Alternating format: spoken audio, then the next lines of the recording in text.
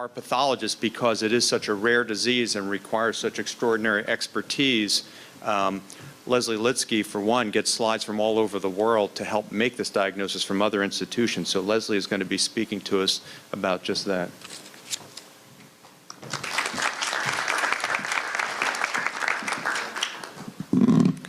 Good morning. Let me tell you what a privilege it is to be here. I'm a pathologist.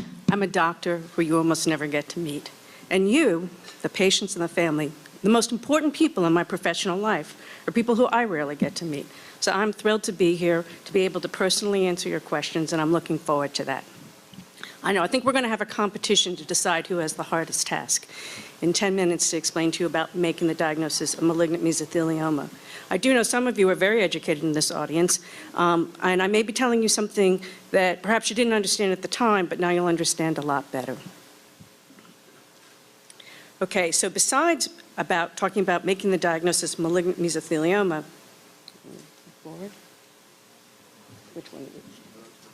This one? Ah, okay.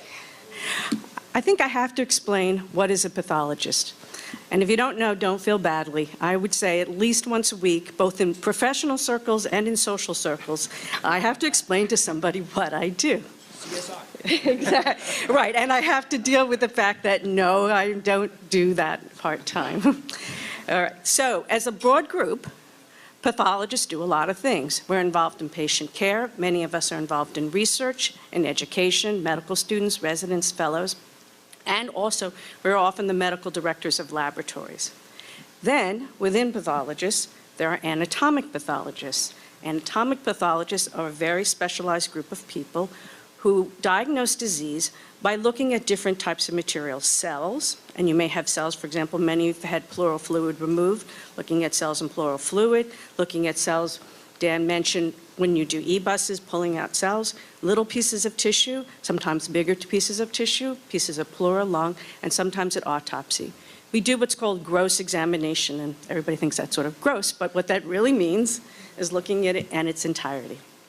Microscopic examination, we look at a lot of slides. And also, we do a lot of specialized techniques, including immunohistochemistry, which I will get to in a little bit. All right. But if all that's a little bit for you to get your head around, you can just say what my daughters say. Mommy looks at lots of slides under the microscope all day long.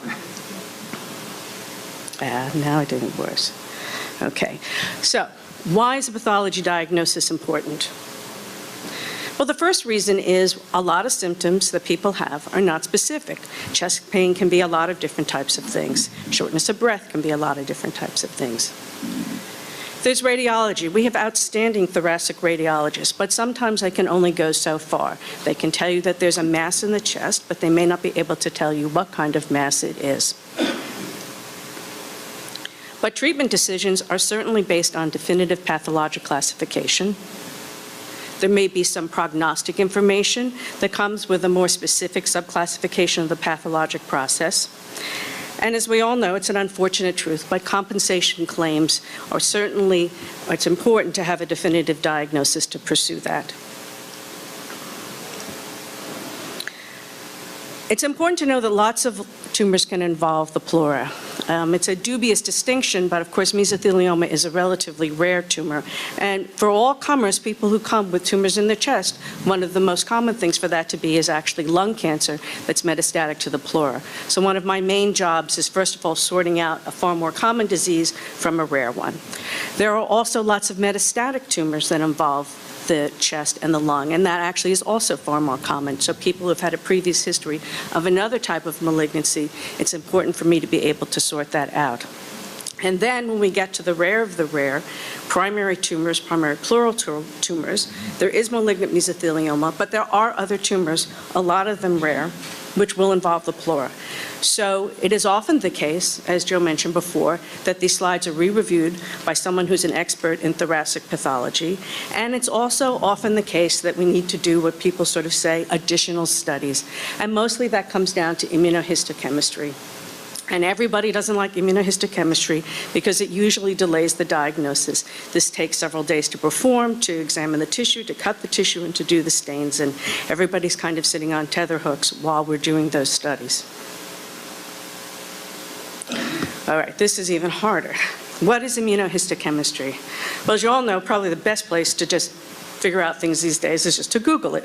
And so I said, well, this will probably be the easiest way. And sure enough, even Wikipedia has a definition of immunohistochemistry. And this is the Wikipedia definition. I abridged some of it. So immunohistochemistry, or immunohistochemical stains, or IHC, or some people just like to call them brown stains, you can see why, refers to a process which takes advantage of the fact that cells, tumor cells, other cells, have antigens, in other words, proteins on their surface, and they have somewhat unique proteins on the surface depending on the tumor, and you can get commercially available antibodies to see if those antibodies bind to the antigen. And if there's a positive reaction, you get a positive visualization like you see here. So you see here on the left, a positive brown stain. Dan already showed you an example of that in another setting, and a negative one on the right. This is used all the time, not just in malignant mesothelioma, but in the diagnosis of a lot of different types of tumors. Why are we talking about immunohistochemistry? Well, malignant mesothelioma is one of the tumors which it is absolutely integral to the diagnosis of the tumor to have immunohistochemistry. There are many, many discussions about what is an appropriate panel, and I'll get into that in a little bit, but basically it's not just one immunostain, it's usually at least 2 affirmative, meaning positive, we expect it to be positive mesothelioma, and 2 negative, we expect it to be negative in mesothelioma, and that's very important. And the other caveat to that is that education and experience in using immunohistochemistry in general, and education and experience in interpreting immunohistochemistry in general is very important, and particular for malignant mesothelioma. So here we have 2 tumors. They really look pretty much alike, and I can tell you that any pathologist sitting there would not be able to tell you which one of those is malignant mesothelioma. And honestly, actually, I have to go back and look to see which one is malignant mesothelioma. So it illustrates the problem. And many tumors are what we call relatively undifferentiated. They look malignant, they're clearly malignant, but we don't exactly know where they came from. Well, fortunately, there are guidelines.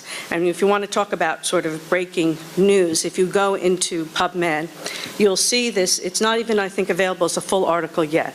But there is what we call a consensus group. There's an international mesothelioma interest group, of which we're all members, people coming together from all over the world to discuss this relatively rare tumor. And there is, in fact, a pathology subgroup. And actually, this goes back to 2008, 2009. We were asked by the organization, they locked us all up in a room and they said, you pathologists, you experts, this is such a mess, you come up with what you think are the best practice guidelines for the diagnosis of malignant mesothelioma. And it covers a lot of these different issues that you see before you.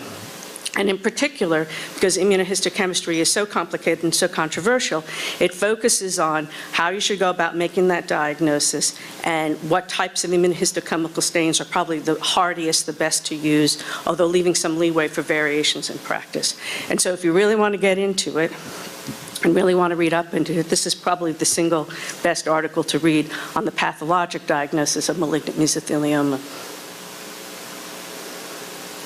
So finally, I just want to summarize just those sort of big take-home points.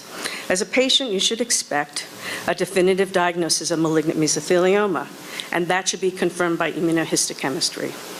And perhaps in retrospect, or perhaps prospectively, this may explain why you may have had to undergo a number of procedures. So there's lots of doctor-doctor communication that goes on behind the scenes. I get to play the bad guy, where I say, I think I need a little bit more tissue.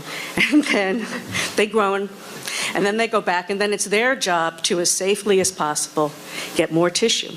And why do I need more tissue? One is I think you're best served by a definitive diagnosis of malignant mesothelioma. 2, and I think this is the most exciting thing, already in lung cancer we're seeing how important even small biopsies are for doing molecular studies. We're really hoping in the not too distant future that the molecular analysis of the tumor tissue is going to be important. And if we don't have the tumor tissue, we're not going to be able to do those kinds of molecular studies. So not just for your diagnosis now, but going forward, I think this is going to be extremely important. So if they come back and say, we need to do this, we need to do that, maybe we'll do this again, I think that's the reason why. And the second thing is, I don't want to delve into this, it's a sort of specialization thing, but there is what we call subtyping of malignant mesothelioma into the sort of three broad major categories of epithelioid or epithelial, biphasic, and sarcomatoid. And you should expect, if there's enough material, that the pathologist subclassifies that, because there's a lot of prognostic information that may be conveyed within that as well. And as I said before, at the end of the session, I'll be happy to take any questions.